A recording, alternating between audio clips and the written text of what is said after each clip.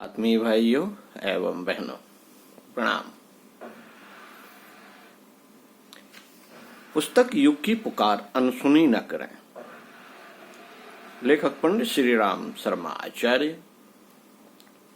विषय प्रतिभाएं आगे आएं और कमान संभालें। मैं अनिल कुमार श्रीवास्तव आपको पढ़कर सुनाता हूं। कृपया ध्यान से सुनिए। बड़े प्रयोजन पूरे करने के लिए बड़ी क्षमता संपन्न प्रतिभाओं की जरूरत पड़ती है। युद्ध जीतने के लिए सुलझे हुए राजनेता, जनमानस परिष्कार के लिए तपस्वी, अध्यात्मवादी, समाज निर्माण के लिए समर्थ लोक सेवियों की जरूरत पड़ती है। हर क्षेत्र में अभीष्ट प्रगति के लिए प्रतिभाओं की जरूरत पड़ती है। भारतीय स्वाधीनता का रथ जो 1000 वर्षों से कीचड़ में फंसा पड़ा था, प्रतिभाशाली राजनेताओं ने आसानी से आगे धकेल कर निकाल दिया। मानवीय स्तर में बुरी तरह समाई हुई वर्तमान निकृष्टता का उन्मूलन कर उसके स्थान पर उत्कृष्टता की प्रतिष्ठापना करना, सो भी समस्त विश्व के व्यापक क्षेत्र में यह एक बहुत बड़ा कार्य है। इतना बड़ा जितना बड़ा आज तक कभी भी संपन्न नहीं हुआ। भूतकाल में यातायात के साधन सीमित रहने से समस्याओं, व्यवस्थाओं और प्रतिभाओं का कार्यक्षेत्र भी सीमित रहता था। रावण, कंस, जरासंध आदि की दुष्टता का प्रभाव और उसके प्रतिरोध का प्रयत्न एक सीमित क्षेत्र के अंतर्गत ही संपन्न हुआ था। 10 या 24 अवतार बहुत करके भारत में ही हुए और उनका क्रियाकलाप लगभग उतने ही क्षेत्र में गतिवान बना रहा। आज स्थिति बदल गई है। विज्ञान ने अब सारी धरती को एक नगर प्रदेश के रूप में सघन और संबद्ध कर दिया है। अब संसार का एक सिरा दूसरे को प्रभावित किए बिना नहीं रहता।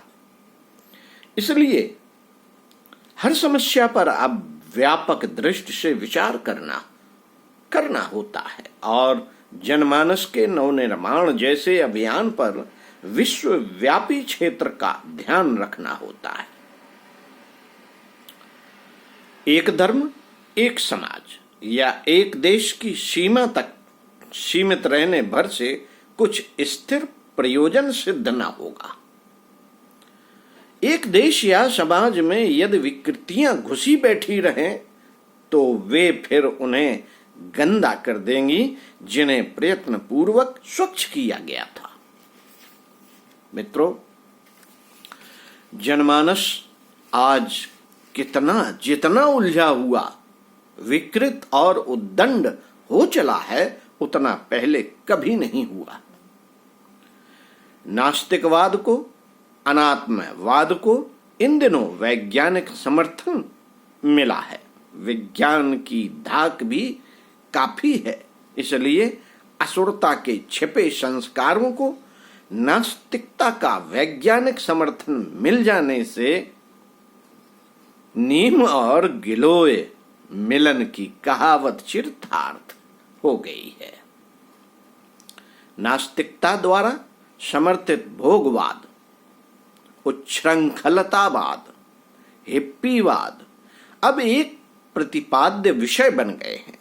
पहले लुक छिप कर सकते झिझकते ही ऐसा सोचते या आचरण करते थे। अब उस अवांछनीय उद्दंडता का समर्थन प्रगतिशीलता के नाम पर तर्क और प्रमाणों सहित होता है। दुराचरण का अभ्यास भी बहुत दिन से हो रहा है। अब वह लगभग आदत का अंग बन चला है। इन विकृतियों का समर्थन और पोषण कला एवं प्रतिभाएं खुल्लम खुल्ला कर रही हैं। इससे स्थिति की जटिलता और विषमता की गहराई का आसानी से अनुमान लग जाता है। इस अवांछनीयता का उन्मूलन और मानवीय आदर्शों का पुनः प्रतिष्ठापन, सो भी विश्वव्यापी क्षेत्र में, निसंदेह एक बहुत बड़ा और बहुत कठिन काम है। संसार अनेक भाषाओं, अनेक जातियों, अनेक सभ्यताओं, अनेक धर्मों और अनेक शासन तंत्रों में बिखरा पड़ा है। उन क्षेत्रों में उसी ढंग से, उसी माध्यम से, वैसी ही रीत नीत अपनाकर सुधार कार्य आरंभ करने होंगे। इसके लिए इतनी बड़ी योजना बनानी पड़ेगी और इतनी बड़ी तैयारी करनी होगी जितनी कि आज तक कभी भी किसी योजना के अंतर्गत नहीं की गई। मित्रों, आज विचार क्रांति एक छोटी चिंगारी के रूप में है, पर अगले ही दिनों इसे अति विशालकाय दावानल का रूप धारण करना है और सड़े हुए कूड़े करकट को जलाकर भस्म करना है। नए उद्यान का बीजारोपण करने के लिए इस प्रकार का संपर्क अभियान आवश्यक भी है, पर इतना एकांकी प्रयत्न भी तो काफी नहीं। हमें सृजन का काम भी करना है और घनघोर घटाओं की तरह सद्भावनाओं की मूसलाधार वर्षा भी करनी है।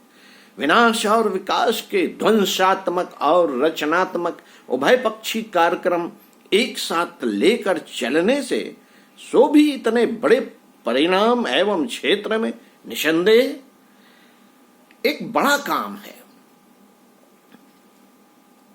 पर जो ईश्वर की इच्छा और युग की आवश्यकता है उसे तो पूरा किया ही जाएगा। ओम शांति। आगे पढ़कर बताएंगे इसी क्रम में।